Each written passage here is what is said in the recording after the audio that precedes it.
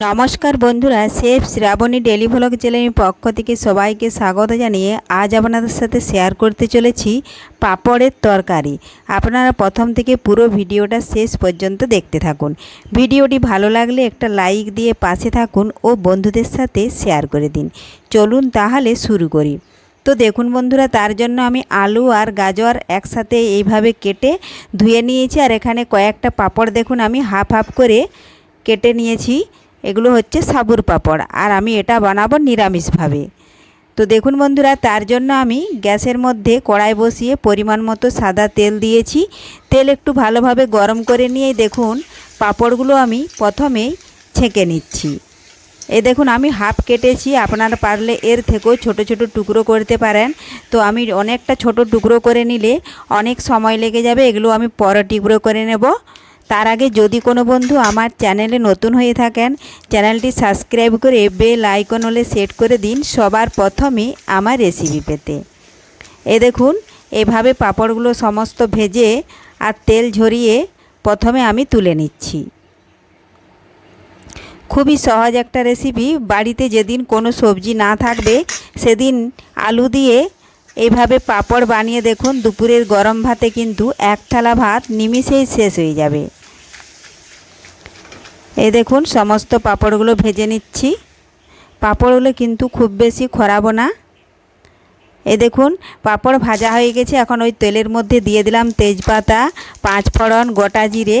একটু ভেজে নিয়ে আলু আর গাজর কেটে রেখেছি সেগুলো তেলের মধ্যে আমি দিয়ে দিচ্ছি। দিয়ে দিয়েছি আলু গাজর, স্বাদ মতো দিলাম লবণ। এখন দেব আমি আদা, জিরে, গোলমরিচ, কাঁচা লঙ্কা বাটা। একটু খুরপিটা দিয়ে নাড়াচাড়া করে মশলাটা আলুর সাথে মিশিয়ে নিচ্ছি। এই দেখুন মিশিয়ে নিয়ে কিছুক্ষণ আলু ভেজে নিলাম। এখন পরিমাণ মতো দিয়ে দিচ্ছি হলুদ গুঁড়ো, আর পরিমাণ মতো দেব আমি লাল লঙ্কার গুঁড়ো। ঝালটা আপনারা আপনাদের পছন্দ মতো দেবেন। যে যতটাই ঝাল খেতে চান সে কিন্তু ততটাই ঝাল দেবেন। দিয়ে দিয়েছি। এখন সমস্ত উপকরণ একসাথে আবারও মিশিয়ে মশলা আলু ভালোভাবে একটু ভেজে নিচ্ছি।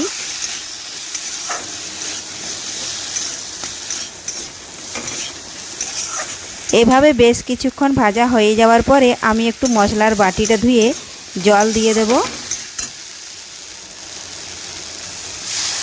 এই দেখুন জলটা দিয়ে দিয়েছি।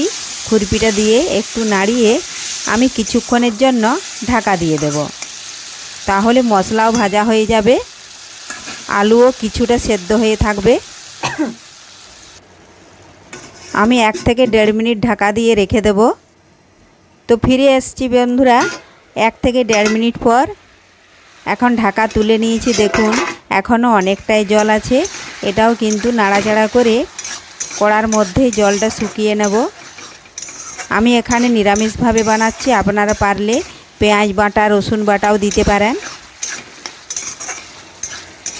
এই দেখুন এইভাবে নাড়াচাড়া করে কষিয়ে শুকনো করে নিচ্ছি জলটা কড়ার মধ্যেই। জল শুকিয়ে গেলে আমি আবারও পরিমাণ মতো জল দিয়ে দেব। তাতে কিন্তু যেটুকু আলু গাজর সেদ্ধ হতে বাকি আছে সেটাও কিন্তু ভালোভাবে সেদ্ধ হয়ে যাবে।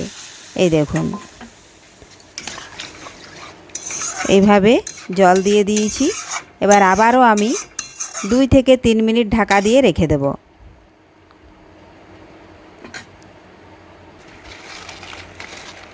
তো দেখুন বন্ধুরা, এখানে আমি ওদিকে আলু গাজর সেদ্ধ হতে থাক, আর এদিকে আমি দেখুন পাঁপড়গুলো আবারও কিন্তু ছোট ছোট করে নিচ্ছি। আর আগে যদি ছোট ছোট করে নিতাম তাহলে কিন্তু পাঁপড়টা ভাজতে আমার অনেকটাই সময় লেগে যাবে। এজন্য আমি পাঁপড়টা মাঝে মাঝে হাফ পাঁপড় নিয়েছি।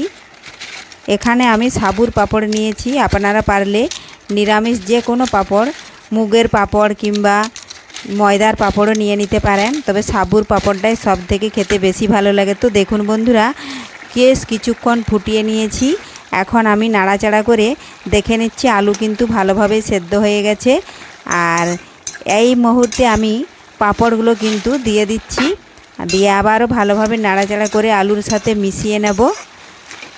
এই দেখুন মিশিয়ে নিলেই তৈরি হয়ে গেল পাঁপড়ের রেসিপি আলু গাজর দিয়ে। তো এই পদ্ধতিতে আপনারাও বাড়িতে যেদিন সবজি কিছুই থাকবে না সেদিন কিন্তু এইভাবে পাঁপড়ের রেসিপি বানিয়ে নিতে পারেন। এখন আমি ওপর থেকে একটু ভাজা মশলা দিয়ে দেব। এ দেখুন হয়ে গেছে। একটু ভাজা মশলা দিয়ে দিলাম আর সামান্য পরিমাণে একটু আমি চিনি দিয়ে দেব, যেহেতু আমি এখানে নিরামিষভাবে বানাচ্ছি। তো তৈরি হয়ে গেল খুব সহজেই পাঁপড় রেসিপি। আজকের এই রেসিপি আপনাদের কেমন লেগেছে কমেন্ট করতে অবশ্যই ভুলবেন না। আর ভিডিওটি ভালো লাগলে লাইক, শেয়ার, সাবস্ক্রাইব করে আমার পাশে থাকুন। ধন্যবাদ। ফিরে আসছি আবারও পরের ভিডিওতে।